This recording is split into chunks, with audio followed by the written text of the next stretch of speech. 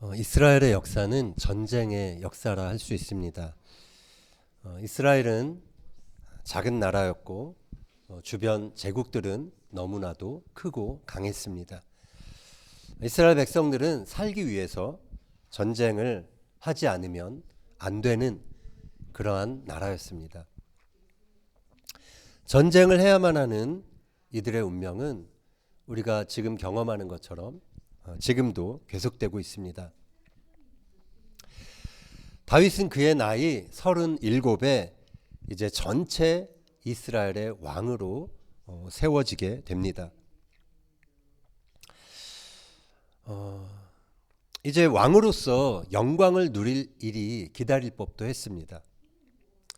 그러나 그를 기다리고 있는 것은 연속되는 전쟁들이었습니다.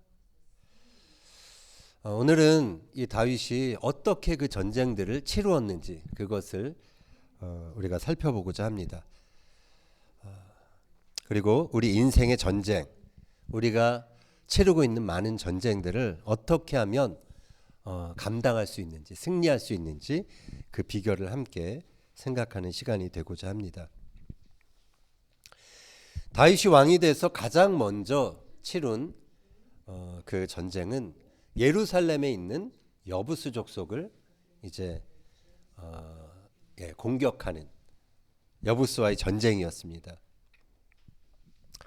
가나안 정복 당시 여부스와의 전쟁은 유다 지파가 수행했습니다. 그러나 그들은 그때 이 여부스 족속을 이제 처리하지 못했습니다. 쫓아내지 못했습니다. 이후 예루살렘은 베냐민 지파에게 할당이 됩니다. 그러나 베냐민 지파도 400년이 넘는 시간 동안 이 여부스 족속을 쫓아내지 못했습니다. 그만큼 여부스 족속은 강했습니다. 그들은 철병거를 가지고 있었기 때문에 강했던 것이죠. 그리고 그들의 성은 예루살렘 가보신 분은 아시지만 지금의 다윗성 그 자리가 여부스 족속이 있었던 곳이거든요. 기드론 골짜기와 흰놈 골짜기가 이렇게 보호하고 있습니다. 골짜기 위에 성이 있었기 때문에 아주 천혜의 요새였던 그러한 강한 도시였습니다. 그래서 방어하기는 쉬웠지만 공격하기는 어려운 지형에 위치해 있었습니다. 상대가 강하면 싸워볼 엄두를 내지 못합니다. 그래서 이 여부스와의 전쟁은 다윗의 이전 세대가 그냥 포기하고 만 그러한 전쟁이었습니다. 자, 왜 남들이 다 포기한 전쟁을 다윗이 다시 시작을 했을까요? 그것은 이전 세대가 이미 수행을 해야 했지만 완수하지 못한 전쟁이었기 때문에 그렇습니다.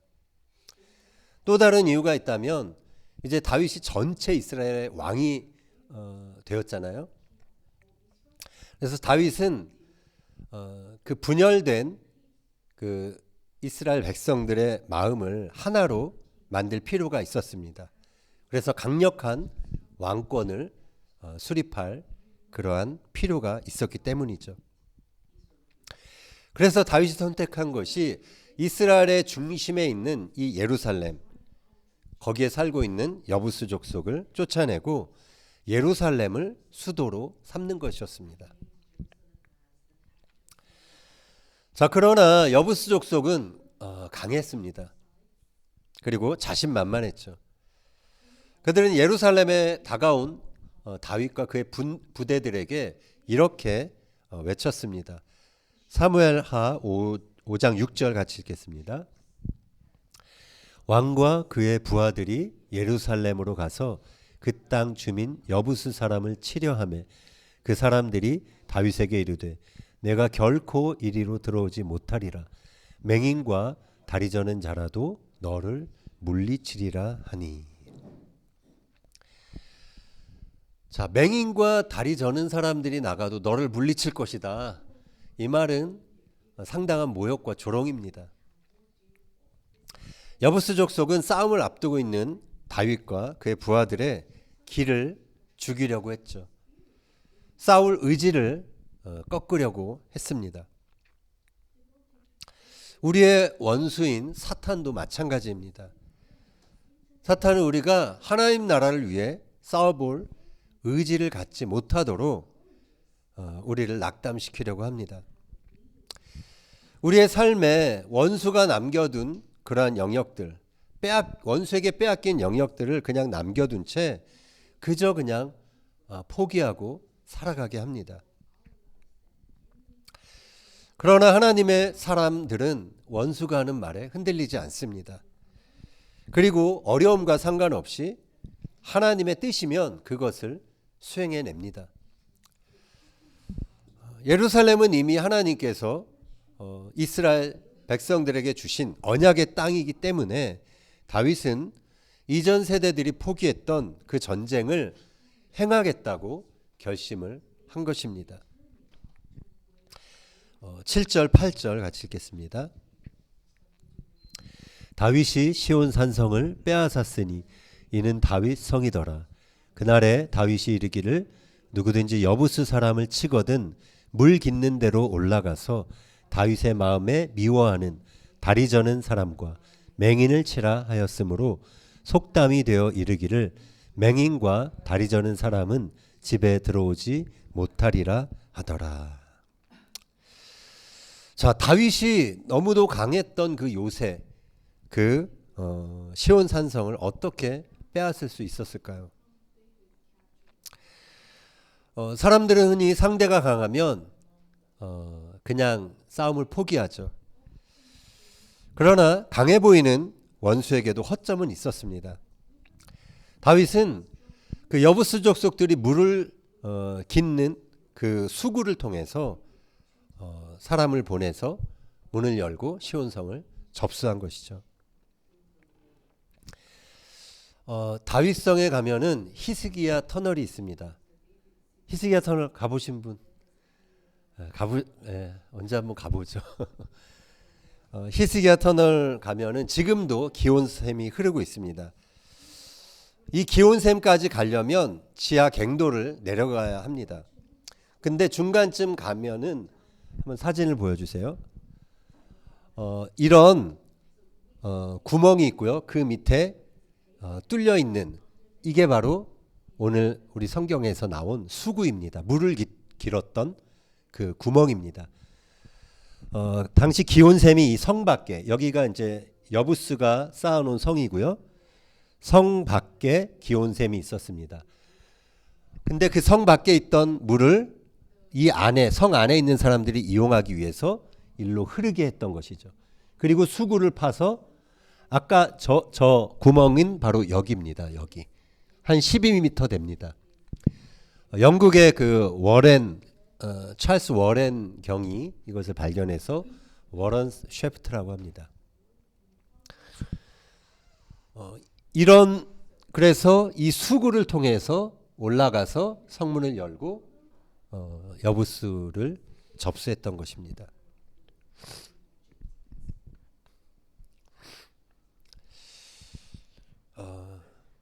성이 포위를 당해도 물을 기를 수 있었기 때문에 이 수구는 400년이 넘는 동안 여부스를 정복 불가능한 그러한 도시로 만들어 준 것입니다. 여부스 사람들은 다윗이 이 수구의 존재를 알고 있으라고는 생각지 못했던 것 같습니다. 그러나 다윗은 강한 상대들의 그러한 허점을 보는데 전문가였던 것 같아요. 그는 이스라엘 사람들 모두가 그 골리앗을 마주했을 때 그 크기에 떨고 있었죠. 그때 유일하게 골리앗의 허점을 볼 수 있었던 사람이었습니다. 그에게 골리앗은 무서운 거인이 아니었습니다. 자기가 아무렇게나 던져도 맞출 수 있는 그러한 맞을 때가 많은 그런 사람이었죠. 다윗은 그래서 그에게 가장 익숙했던 물매 돌을 가지고 그 거인을 제압했던 것입니다. 그리고 여부스와의 전쟁에서는 그들이 자랑했던 그 물 깃는 그 수구를 통해서 그들을 제압했던 것입니다.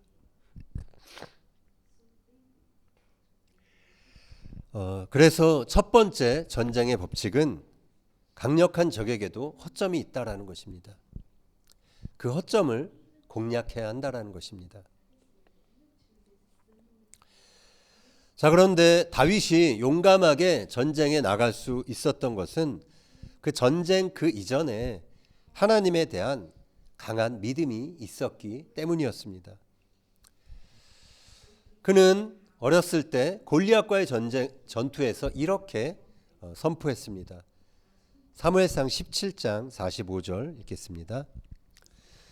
너는 칼과 창과 단창으로 내게 나가오거니와 나는 만군의 여호와의 이름 곧 내가 모욕하는 이스라엘 군대의 하나님의 이름으로 내게 나아가노라.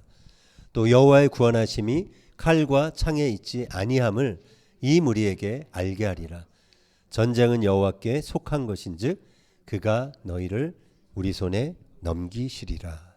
아멘. 이것은 다윗이 약 15세 소년이었을 때 그가 터득한 전쟁의 비결이었습니다. 그것은 만군의 여호와를 의지하며 전쟁에 임하는 것이었습니다. 그리고 전쟁의 승패가 칼과 창에 달려있지 않고 여호와께 속한 것임을 그는 믿었던 것입니다. 그래서 전쟁의 법칙 두 번째는 전쟁은 하나님께 속한 것이기에 하나님을 의지해야 한다라는 것입니다. 여부스와의 전쟁에서도 다윗은 똑같은 믿음이 있었습니다. 그것은 모든 전쟁에서 만군의 하나님 여호와께서 그와 함께 하신다라는 믿음이었습니다. 사무엘하 5장 10절 읽겠습니다. 만군의 하나님 여호와께서 함께 계시니 다윗이 점점 강성하여 가니라. And David became more and more powerful because the Lord God Almighty was with him. 여기서 만군의 여호와 하나님 아도나이 엘로헤이 ጼ바웃입니다. 히브리어로는 ጼ바웃은 ጼ바가 이제 군대죠, 군대. 군대의 복수입니다. 결국 이 하나님의 군대, 하늘의 군대가 다윗을 승리로 이끈 것입니다. 따라서 이 땅에서의 전쟁은 하늘의 군대가 함께 하느냐 거기에 실제적으로는 달려 있다라는 것입니다. 전쟁은 하나님께 속해 있기 때문에 그런 것입니다. 뜻이 하늘에서 이루어진 것 같이 그 뜻이 하늘에서 정해지면 땅에서도 이루어지게 되는 것이죠. 하늘에서 결정되면 땅의 일들이 풀리게 되는 것입니다. 결국 눈에 보이는 전쟁이 진짜가 아니라 눈에 보이지 않는 전쟁이 진짜 전쟁이라는 것이죠. 전쟁 이전의 전쟁에서 승부가 이미 결정되는 것입니다. 다윗은 그의 시편에서 이러한 고백을 했습니다. 시편 27편 4절 읽겠습니다. 내가 여호와께 바라는 한 가지 일 그것을 구하리니 곧 내가 내 평생에 여호와의 집에 살면서 여호와의 아름다움을 바라보며 그의 성전에서 사모하는 그것이라. 자, 다윗의 이 평생의 기도였습니다. 그는 평생 한 가지 것을 끊임없이 구했습니다. 그가 구한 것은 하나님 한 분이었습니다. 하나님 자신이었습니다. 그것은 곧 하나님의 주권, 그것이 나에게 있게 해달라는 그러한 기도였습니다. 사실 우리의 마음은 전쟁터입니다. 사단이 그의 주권을 행사하기 위한 그러한 장소입니다. 사단은 우리 마음속에서 하나님을 몰아내길 원합니다. 그리고 세상에 영광을 보여주며 우리의 마음이 그것에 사로잡히게 하려 하는 것이죠. 인생의 주인이 하나님이 아니라 다른 것이 인생의 주인이 되게 하는 것, 그것이 사단이 우리와 벌이고 있는 전쟁인 것입니다. 그러나 다윗은 세상의 마음을 빼앗기지 않고 하나님 한 분을 소유하기에 씨름했습니다. 하나님과 하나 되는 전쟁에서 다윗이 승리했기 때문에 하나님은 다윗의 편이 되신 것입니다. 그리고 다윗이 하는 전쟁은 곧 하나님이 친히 하시는 전쟁이 된 것입니다. 다윗이 이 예루살렘을 정복하고 여부스를 몰아내자 블레셋이 그것을 듣고 긴장하기 시작했습니다. 그 시점에서 약 8년 전만 하더라도 다윗은 블레셋에 망명했던 사람이었죠. 다윗이 블레셋 왕 아기스에게 피했을 때 아기스는 다윗에게 시글락이라는 성을 나누어 줄 정도로 다윗을 신뢰했었습니다. 당시 블레셋은 사울과의 길보아 전투에서 승리하고 계속해서 세력을 내륙으로 확장하고 있었습니다. 사울이 죽고 나서 다윗이 헤브론에서 유다 지파의 왕이 되었죠. 그때만 해도 블레셋은 그것을 대수롭지 않게 생각했습니다. 왜냐하면 다윗이 블레셋의 그냥 봉신 군주 정도에 해당하는 그러한 인물이었기 때문에 그랬습니다. 그랬던 그가 이스라엘의 왕이 되면서 너무나 커져버린 것이죠. 그가 이스라엘 왕이 되어 수도까지 다윗성으로 옮기자 블레셋은 그를 제거하기 위해 이제 군대를 총동원합니다. 그리고 르바임 골짜기로 몰려오게 됩니다. 사무엘하 5장 17절 이하 읽겠습니다. 이스라엘이 다윗에게 기름을 부어 이스라엘 왕으로 삼았다 함을 블레셋 사람들이 듣고 블레셋 사람들이 다윗을 찾으러 다 올라오매 다윗이 듣고 요새로 나아가니라. 블레셋 사람들이 이미 이르러 르바임 골짜기에 가득한지라. 자, 이 당시 블레셋은 이미 사울의 군대를 다 처리할 정도로 그렇게 무적의 군대였습니다. 그들이 이제 다윗성의 그 코앞인 르바임 골짜기에 몰려와서 진을 치고 있었죠. 이제 막 이스라엘의 왕이 된 다윗으로서는 당황스러운 상황이 아닐 수 없었습니다. 그만큼 전력에서부터 차이가 나는 그러한 전쟁이었습니다. 다윗은 이 상황에서 자신의 부대의 그 전력을 파악하지 않았습니다. 어차피 그가 치른 전쟁들을 보면 그가 강했기 때문에 상대적으로 적보다 우위에 있었기 때문에 시작했던 것이 아닙니다. 그는 상대적 우위를 확인하는 것 대신에 절대적인 그런 힘을 갖고 있는 하나님께 나아갔습니다. 사무엘하 5장 19절 읽겠습니다. 다윗이 여호와께 여쭈어 이르되 내가 블레셋 사람에게로 올라가리이까 여호와께서 그들을 내 손에 넘기시겠나이까 하니 여호와께서 다윗에게 말씀하시되 올라가라 내가 반드시 블레셋 사람을 내 손에 넘기리라 하신지라.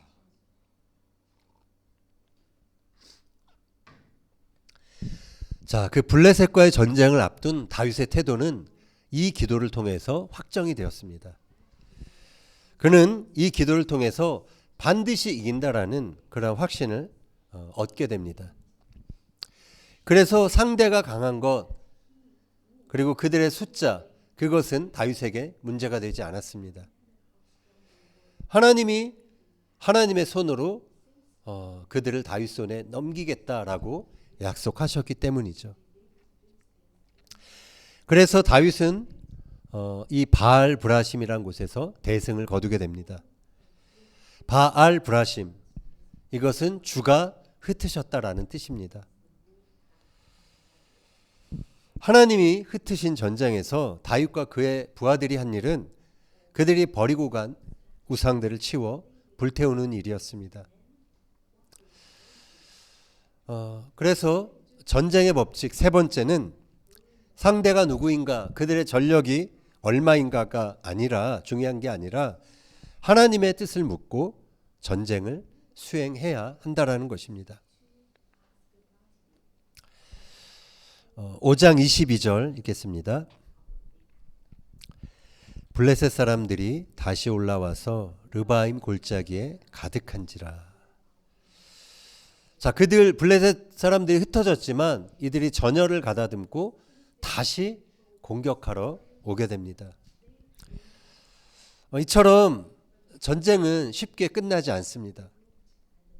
한 번 물리친 것 같아도 원수의 세력은 우리의 마음을 장악하려고 또다시 밀려오는 것이죠.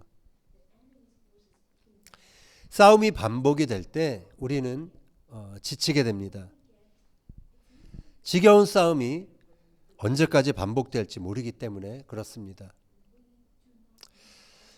이러한 상황에서 다윗이 다시 하나님 앞에 엎드립니다. 사무엘하 5장 23절 읽겠습니다.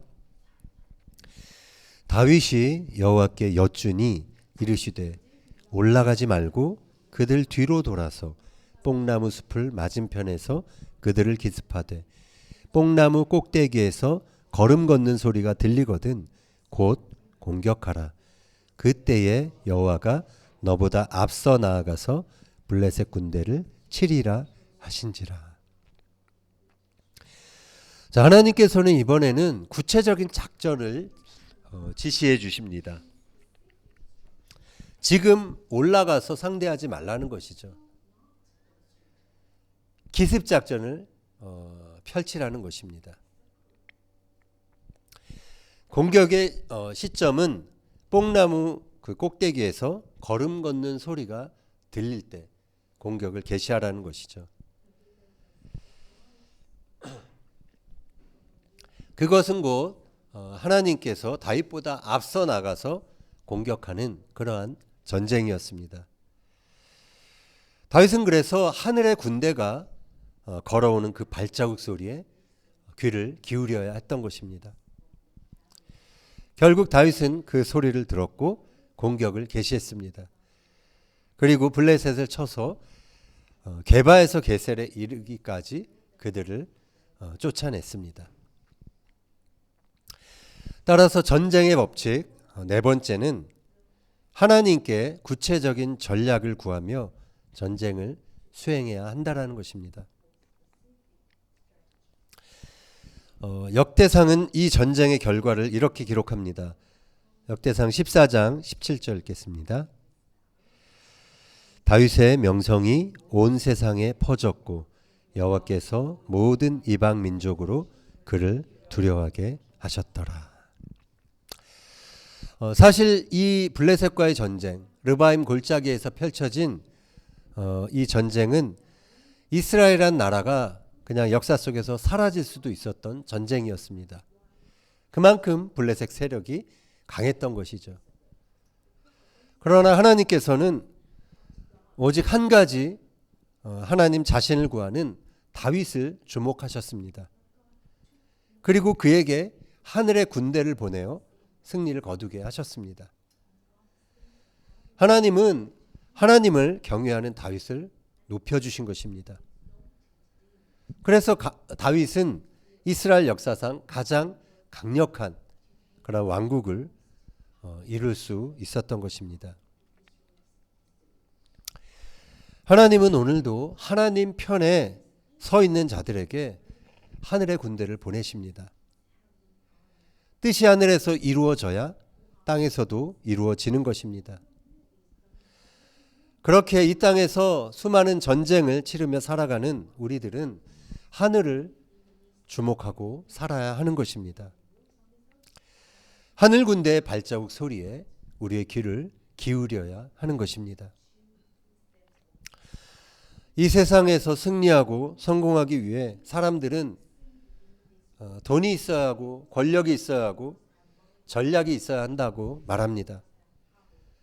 그러나 전쟁은 만군의 하나님 여호와께서 함께 하실 때 승리할 수 있는 것입니다. 인생은 전쟁과도 같습니다. 싸울 일이 널려 있습니다. 입시 전쟁, 취업 전쟁, 육아 전쟁, 결혼하면 또 남편과 아내와의 전쟁, 직장 동료와의 전쟁, 경쟁업체와의 전쟁. 이제 좀 끝나나 싶으면, 이것을 통과했나 싶으면 또 다른 전쟁이 기다리고 있습니다. 그래서 산다는 것 그 자체가 전쟁입니다. 그런데 바울은 우리가 싸우고 있는 이 전쟁을 조금 다른 각도에서 이야기합니다. 고린도후서 10장 4절이 읽겠습니다. 우리의 싸우는 무기는 육신에 속한 것이 아니요 오직 어떤 견고한 진도 무너뜨리는 하나님의 능력이라. 모든 이론을 무너뜨리며 하나님 아는 것을 대적하여 높아진 것을 다 무너뜨리고 모든 생각을 사로잡아 그리스도에게 복종하게 하니 너희의 복종이 온전하게 될 때에 모든 복종하지 않는 것을 벌하려고 준비하는 중에 있노라. 세상에서의 전쟁은 힘의 크기에 좌우됩니다. 그래서 세상의 많은 사람들이 내가 이기기 위해서 힘을 키우려고 합니다. 그러나 하나님의 백성이 싸우는 무기는 그처럼 육신에 속한 것이 아니다라고 말합니다. 우리의 이성이나 감정에 따라 싸우는 것이 아닌 것입니다. 사단이 구축한 그 견고한 진을 파할 수 있는 것은 오직 하나님의 능력인 것입니다. 우리는 하나님의 능력으로 영적 전쟁을 해야 하는 하나님의 백성인 것입니다. 어찌 보면 이 땅에서 치르는 모든 전쟁은 하나님에 대한 주권 전쟁이라 할 수 있습니다. 하나님이 나의 전부가 되시는가, 그것을 결정하는 싸움이라는 것입니다.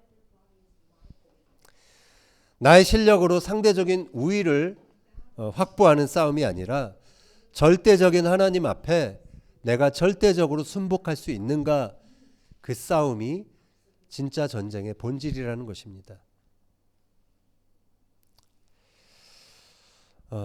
그렇게 눈에 보이지 않는 그 전쟁이 이 땅에서 우리가 겪어야 하는 그 많은 전쟁의 승패를 실질적으로 결정하는 것이라는 것이죠.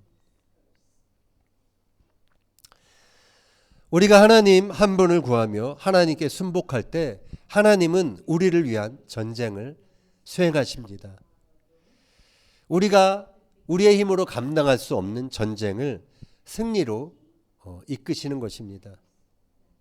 이것이 성경이 말하는 전쟁의 원리입니다. 하나님은 모세에게 이런 말을 했습니다. 내가 아말렉과 더불어 대대로 싸울 것이다. 이 아말렉의 영적 세력은 지금도 현재 이 이스라엘을 지도에서 없애려고 그렇게 발버둥 칩니다. 이 아말렉의 세력은 하나님의 백성인 우리들이 그냥 싸워야 할 것을 포기한 채 적당히 타협하며 살아가게 그렇게 만듭니다.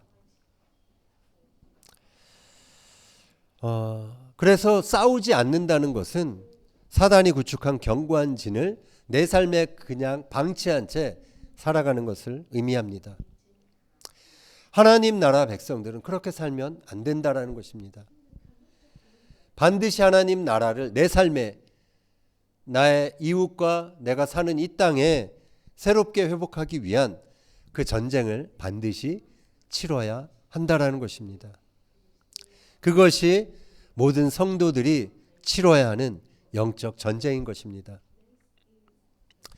바라기는 하나님 한 분을 구하며 이 땅에서 우리가 치러야 할 그 전쟁에서 하나님과 함께 승리를 경험하는 저와 여러분이 되기를 예수님의 이름으로 축원합니다.